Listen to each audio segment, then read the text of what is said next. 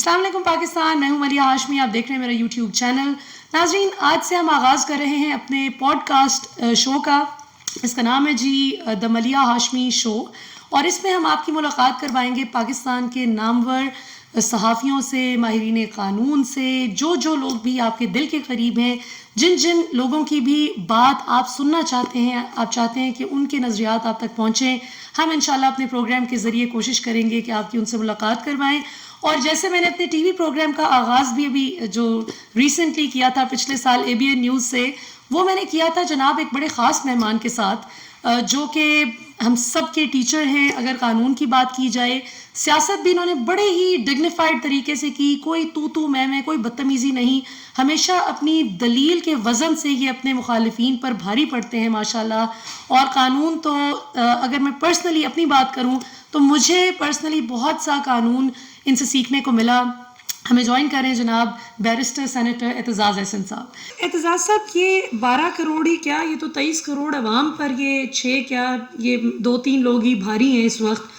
Missing persons کی petition کا کہاں تک معاملہ پہنچا ہے؟ آپ کو کیا لگتا ہے کہ یہ اونٹ کس کروٹ بیٹھے گا؟ جیسے آپ نے کہا کہ اگر یہ روایت پڑ گئی کہ زور زبردستی سے جو کچھ ابھی ہو رہا ہے، اگر ہر الیکشن اسی طرح ہونا ہے تو یہ تو بڑا غلط پریسیڈنٹ سیٹ ہو جائے گا۔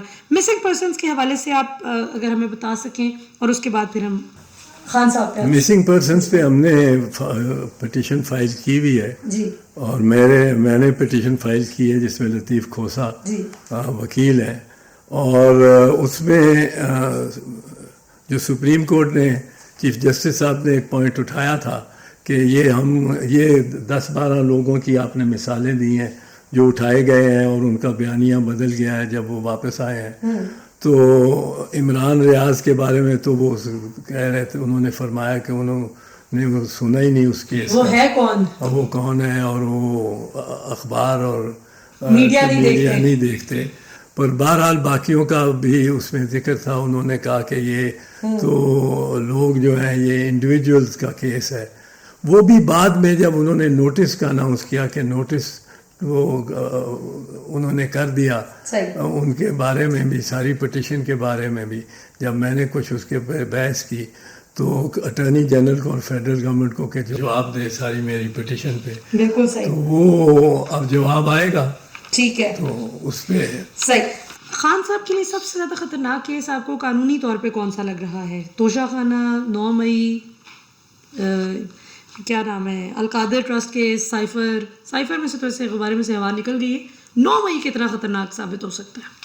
سائفر کا تو میں نے پہلے دن ہی کہا تھا کہ یہ صفر ہے، مجھے بالکل یاد ہے، صفر ہے، اور صفر ہی نکلا ابھی تک۔ تو جہاں تک تعلق ہے سائفر کے بعد توشہ خانہ کا، توشہ خانہ میں پرابلم جو گورنمنٹ کو آئے گی نا، وہ یہ آئے گی، اور بڑی امبیرسمنٹ بھی ہو سکتی ہے کہ اس میں ڈیفینس جو ہوتا ہے، وہ ڈیفینس ہوتا ہے ایسے کیس میں کہ جی ٹھیک ہے، ہمارے قانون کے مطابق شاید میں نے غلط کیا ہو، لیکن میری مائنڈ گلٹی نہیں تھی، اور میں نے یہ ڈپارٹمنٹل پریکٹس کے مطابق کیا ہے۔ اور اگر آپ جنیجو صاحب سے لے کے کاکڑ صاحب تک سب پرائم منسٹر، شوکت عزیز اور ان کو دیکھیں، نواز شریف کو بھی، تو میرا کام جو ہے جرم، وہ جرم نہیں بنتا، زیادہ سے زیادہ سول لائبلٹی بنتی ہے۔ تو یہ ان کا ڈیفینس ہوگا۔ اس میں اگر سب کے تحفہ جات اور دیے ہوئے جس میں کہا جاتا ہے کہ مریم بی بی نے ایک BMW لی بھی ہے اور خرید بھی دی ہے، بیچ بھی دی ہے، اور لی بھی، جو قانونی طور پہ اجازت نہیں ہے کہ توشہ خانہ سے اجازت نہیں ہے، پر ڈپارٹمنٹل پریکٹس اب ہو گئی نا، مسلسل ڈپارٹمنٹ پریکٹس تسلسل کے ساتھ، وہ اس میں گلٹی مائنڈ، جرم کے لیے 2 چیزیں چاہیے ہوتی ہیں، ایک منظریہ جس کو کہتے ہیں گلٹی مائنڈ، ارادہ جرم کرنے کا، اور ایک اس جرم کا مرتکب ہونا، ارتکاب ہونا۔ اب ارتکاب جرم جو ہے وہ اگر ہو بھی جائے، آپ کسی گاڑی چلاتے ہوئے کسی کو خدا نہ خواستہ کچل دیں، پر یہ کیمروں میں آئے کہ آپ نے کوئی یہ ارادتاً نہیں کیا، پر ایک دم ایک سائیکل، ایک بچہ آگے آ گیا، اس کو بچاتے ہوئے آپ نے کیا ہے، تو وہ گلٹی مائنڈ نہیں ہوتی اور وہ جرم نہیں ہوتا۔ سول لائبلٹی ہو سکتی ہے، جرم نہیں ہوتا۔ بالکل ٹھیک۔ 9 مئی کتنا خطرناک ثابت ہو سکتا ہے. ابھی ریسنٹلی ہم نے کل دیکھا ہے ایک نئی پرسوں 5 جنوری کو ایک کیبنٹ کمیٹی بن گئی ہے 9 مئی کے انسیڈنٹس پہ. تو اس کو آپ کس طرح دیکھتے ہیں؟ کوئی لگ رہا ہے کہ خان صاحب کو اس میں دیکھیں 9 مئی کا جو ہے نا اس کا جو بھی فیصلہ آئے گا وہ اتنے مہینے یا سال چلے گا جتنے مہینے یا سال یہ نظام رہتا ہے. یہ جو موجودہ حکمران ہے اس وقت. ورنہ وہ بھی کوئی اس کی وجہ یہ ہے کہ سویلینز کا ٹرائل کر ہی نہیں سکتی فوجی عدالت ہے. لیکن آپ یہ دیکھیں نا, نہیں یہ تو چل رہا ہے نا. یہ تو میں کہہ رہا ہوں نا جتنی دیر تک یہ مقتدر ہیں اتنے دیر چلے گا. اور پاکستان میں کسی کا بھی اقتدار متسلسل سے نہیں رہتا. اللہ میاں کے علاوہ کسی کا اقتدار دائم نہیں ہے, کوئی شک نہیں اس میں. تو اگر کچھ لوگوں کے ساتھ اس میں ناانصافی ہوگی اس دوران اعتزاز صاحب؟ ہاں یہ تو ہو جاتا ہے, ہو سکتا ہے, کیونکہ اس میں بڑے ایسے کرائن ہیں اس 9 مئی کے معاملے میں کہ جن کو بغور دیکھنا اور بڑا ڈسپیشنیٹلی دیکھنا ضروری ہے. اور بڑی اس سینری جس پہ جس پردے پہ یہ رقم ہو رہا ہے, یہ واردات رقم ہو رہی ہے, اس کو ذرا دور سے بیٹھ کے اس سے ایموشنلی ہٹ کے بیٹھ کے دیکھنے کی ہے. میرا یہ نہیں کہ شہداء بہت اہم ہے ہمارے لیے مقدس ہے, لیکن ہمارے لیے مقدس وہ بھی ہیں جو اگر غلط الزام پہ ناحق جیل میں چلے. بالکل صحیح. بے نظیر بھٹو صاحبہ کی جب شہادت ہوئی تھی تو فوری طور پر اس جائے وقوع کو دھو دیا گیا تھا, اچھی طرح صاف ستھرا کر دیا گیا تھا, کوئی شواہد نہیں مل سکے. لیکن ادھر ہم دیکھ رہے ہیں کہ وہ جو کور کمانڈر ہاؤس لاہور ہے, میں خود لاہور کی, مطلب آئی گرو اپ ان لاہور کی شہری ہوں. اب اسلام آباد موو ہوئی ہوں 5 سال سے, ورنہ تو لاہور میں ہی پلے بڑھے. ہمیں نہیں پتا تھا ساری زندگی کہ اس کو جناح ہاؤس بھی کہا جاتا ہے. تو یہ بتائیں اعتزاز صاحب کہ جو نیا جناح ہاؤس دریافت ہوا ہے اس کو ابھی تک ویسے کا ویسا ہی رکھا ہے. اگر کوئی انکوائری کرنی ہے تو صاف شفاف انکوائری کر کے بتائیں کہ کیا کو پتہ چلا ہے, کوئی ثبوت ملے, کوئی شواہد ملے. تو یہ صرف narrative for the sake of narrative ہے یا یہ کیا ہے؟ اگر وہ پہلے اس کو لیتے ہیں, وہ بڑی آپ نے بات یاد کرائی ہے کہ بی بی شہید کی جائے شہادت کو ایک دم دھو دیا گیا. جی اب اس کے پیچھے ایک بیک گراؤنڈ میں سمجھتا ہوں ہے. بیک گراؤنڈ یہ ہے کہ مشرف پہ, جنرل مشرف پہ 2 حملے ہوئے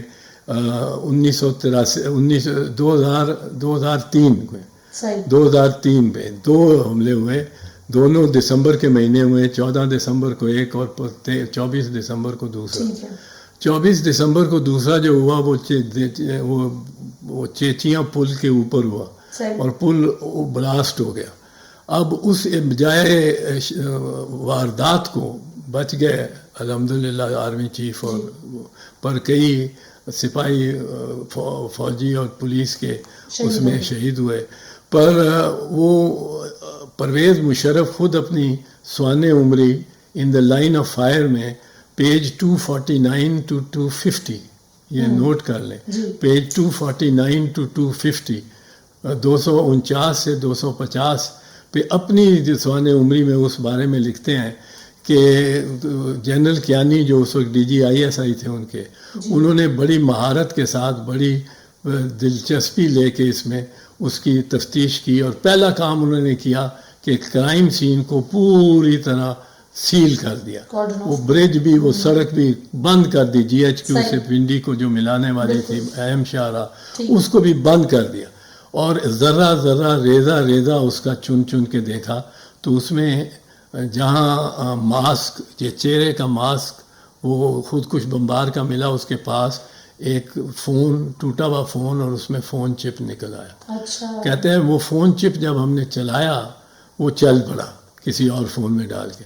اس سے ہم نے دیکھا کہ اس کو کالز آئیں کہاں سے, کتنے پچھلے 15 منٹ میں پہلی ایک کال آئی, پھر اس کے 3 منٹ بعد دوسری آئی, پھر 2 منٹ بعد تیسری, پھر 2 منٹ, پھر 2 منٹ, پھر 2 منٹ, پھر 1 منٹ, پھر 1 منٹ, پھر 1 منٹ, پھر جب اس بلاسٹ ہونے لگا اس سے آدھا منٹ پہلے.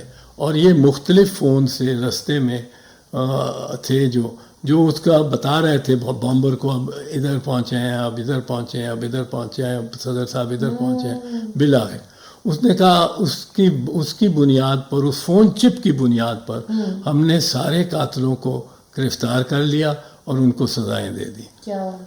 اب کون شخص تھا جو میں پوچھتا ہوں، اور یہ میں نے مضامین میں پوچھا ہے، 2 مضمون میں نے ان 2008 میں لکھے تھے۔ 2007 میں بی بی کی شہادت ہو گئی تھی 27 دسمبر کو۔ 2008 میں نے جنگ اور نیوز میں مضامین لکھے تھے، چھپے ہوئے ہیں، waiting for the UN United Nations ان کا عنوان ہے، اور اس میں نے یہ پوچھا تھا کہ کون سی شخصیت تھی جو اسلام آباد میں بھی یا پنڈی میں بھی اور ادھر سندھ میں بھی رکھتی تھی قدرت اور اقتدار، جو سندھ پولیس سے بھی 18 اکتوبر 2007 والا جب بی بی پہلی دفعہ واپس آئی اور کارساز کا بام بلاسٹ ہوا جس میں 180 شہید ہوئے لوگ، اس میں وہاں کون تھا جو مقتدر، وہاں کا چیف سیکرٹری پنجاب میں تو نہیں بعد میں کرا سکتا تھا، پنجاب کا چیف سیکرٹری وہاں تو نہیں دھلوا سکتا تھا، دونوں جگہ سے کرائم سین ایک دم 15 منٹ میں صاف ستھرا سب وہ آ گئی، فائر بریگیڈ آ گیا آدھے گھنٹے میں اور 15-20 منٹ، اور انہوں نے سارا واش آؤٹ کر دیا کہ وہاں کو وہ چپ نہ مل جائے۔ بالکل خودکش وہ down the drains of Rawal Pindi 18 October and down the drains of نہیں وہ کراچی پہلا 18 اکتوبر والا، اور یہ down the drains of Rawal Pindi وہ غائب ہی ہو جائے۔ تو میں نے تو یہ سوال اٹھایا، بہت جلدی اٹھایا، اور یہ میں اس سے سمجھتا ہوں اس پہ چلتے تو شاید پازیٹیو مجرم پکڑے جاتے ہیں۔ اور یہاں پہ بھی اگر کسی نے کیا ہے، دیکھیں جی، فوجی تنصیبات ہوں یا ہماری اسٹیٹ انسٹیٹیوشنز ہیں، ان کی عزت تکریم ہم سب کی سر آنکھوں پہ، لیکن وہی بات کہ ان عمارتوں پر یہ تو آپ منطق اس سے کسی نتیجے پہ پہنچ سکتے ہیں۔ اگر آپ پہنچنا چاہیں تو خود پرویز مشرف کی اپنی کتاب کے پیج 249 to 250 تا 250 دیکھ لیں، اور اس سے آپ نتیجہ نکالیں کہ اس کے بعد جو 2 جائے واردات تھیں ان کو کیوں دھو دیا گیا، جبکہ پہلی واردات جو تھی 24 دسمبر 2003 کی، اس میں کیوں نہیں دھویا گیا، اور اس کی بڑی تعریف کی پرویز مشرف نے۔ اعتزاز صاحب، آخر میں آپ سے کوئکلی 2 سوال پوچھنا چاہوں گی۔ ایک تو لیگل ٹیم جو خان صاحب کی ہے، اس کی کارکردگی سے آپ کس حد تک مطمئن ہیں ایز این ایکسپرٹ لائر؟ بلکہ آپ کو تو بابائے قانون کہتی ہوں میں، ماشاءاللہ 50 سال آپ اس فیلڈ میں بڑی مہارت سے کام کرتے رہے۔ یہ بتائیے کہ کہاں پر کوئی جھول نظر آتے ہیں اور کہاں پر ان کی غلطی نہیں ہے، جوڈیشل سسٹم ہی ایسا ہے؟ نہیں، میرا تو خیال ہے بڑی کامیاب ٹیم ہے، بڑی سریع الحرکت ٹیم ہے، اور ادھر سے فیصلہ ہوتا ہے، ادھر سے پشاور ہائی کورٹ میں پہنچے ہوئے ہوتے ہیں، وہاں سے پسپائی ہوتی ہے تو ایک سپریم کورٹ پہنچے ہوتے ہیں۔ اب یہ سپریم کورٹ کا کام ہے کہ ان کو یہ ریلیف دیں اتنی جلدی، جتنی جلدی انہوں نے 6 آدمیوں کو دی ہے اتنی جلدی وہ 6 کروڑ اور 12 کروڑ کو عوام کو دیں۔ تو لیکن جس طرح الیکشن کمیشن کہتا ہے جی کہ ہمارے پاس صرف 33 شکایتیں موصول ہوئی ہیں، شکایتوں کی درخواستیں کہ level playing field P T I کو نہیں مل رہی، جبکہ حقیقت یہ ہے کہ گراؤنڈ پہ تو سینکڑوں میں ایسی مثالیں موجود ہیں کہ لیول پلینگ فیلڈ نہیں مل رہی۔ تو یہ نہیں آپ کو لگتا کہ ان کی لیگل ٹیم کو صحیح طرح سے افیکٹولی ڈرافٹ کرنا چاہیے تھا ان شکایات کو اور ایکٹیولی پرسو کرنا چاہیے تھا؟ نہیں، شکایات کو ایک ہی سانچے میں تو نہیں کیا جا سکتا نا، ہر شکایت کا اپنے واقعات ہوتے ہیں، نوعیت ہوتی ہے۔ پر یہ بڑی عجیب بات ہے جو آج کل ہونی شروع ہوئی ہے کہ اور اتنے مایوس ہو گئے ہیں جو یہ کاغذات نامزدگی چھین رہے ہیں اور لوگوں کو اٹھا کے جیل میں یا اٹھا کے غائب کر رہے ہیں، تجویز کنندہ اور تائید کنندہ کو بھی۔ یہ تو کبھی پہلے پاکستان میں دیکھا ہی نہیں تھا، سوچا ہی نہیں تھا۔ پر یہ باتیں جو لوگ نہیں جا رہے اگر الیکشن کمیشن کے پاس تو اس سے یہ ظاہر ہوتا ہے میرے خیال میں کہ لوگ مایوس ہیں الیکشن کمیشن سے, صحیح, اس سے توقع ہی نہیں رکھتے. وہ اس قدر متعصب ہے چیف الیکشن کمشنر, اور اس قدر متعصب ہے, متعصبانہ اور جانبدارانہ فیصلے ہیں الیکشن کمیشن کے اکثر, کہ وہ مجھ سے توقع ہی کچھ نہیں کرتے. جو الیکشن کمیشن جس کو حکم دیا جائے, سپریم کورٹ حکم دے ایک ہی دن صبح کو حکم دے کہ جا کے لیول پلینگ فیلڈ کرو, ادھر وہ جا کے فیصلہ کر دے کہ بلے کا نشان ہم نے چھین لیا ہے. وہ کون ہوتا ہے چھیننے والا؟ یہ تو سپریم کورٹ بھی نہیں چھین سکتی جب تک اسمبلی ٹرائل نہ ہو, اور جب تک وہ اس پارٹی کو ڈیزالو نہ کرے. بالکل صحیح. تو وہ صرف سپریم کورٹ کر سکتی ہے اور کوئی کر بھی نہیں سکتا. میاں صاحب کیوں اتنے گھبرائے ہوئے ہیں؟ اتنا کچھ کر کے بھی عمران خان کو جیل بھیج دیا گیا, ان کی پارٹی ٹوٹ پھوٹ گئی, شرازہ بکھر گیا, انتخابی نشان چھین لیا, پھر بھی کانفیڈنس نہیں نظر آ رہا ان کے اندر. 21 اکتوبر کے جلسے کے بعد کوئی جلسہ نہیں نظر آیا, کوئی گہما گہمی نہیں نظر آ رہی. اتنا نظام کنٹرول کرنے کے باوجود بھی وہ کیوں اتنے گھبرائے ہوئے؟ ان کو اپنی حیثیت کا علم ہو گیا ہے. اچھا, وہ گنتی جو ہے وہ آدمی کر لیتا ہے, خاص کر جو بیچ میں الیکٹرل پروسیس کے بیچ میں ہو, اس کو گنتی کی بھی سمجھ آ جاتی ہے, اس کو اپنے کراؤڈ میں کتنی وولٹیج ہے اس کی بھی سمجھ آ جاتی ہے. صحیح. ان کے کراؤڈ میں وولٹیج بھی بہت کم ہے اور نمبرز بھی بہت کم ہے, اور بریانی بہت زیادہ ہے. بریانی بہت اور قیمے والے نان بھی. وہ بھی ہے, وہی ہے بس. بس قیمے والے نان اور بریانی رہ گئی بس. اچھا اعتزاز صاحب, آخری سوال.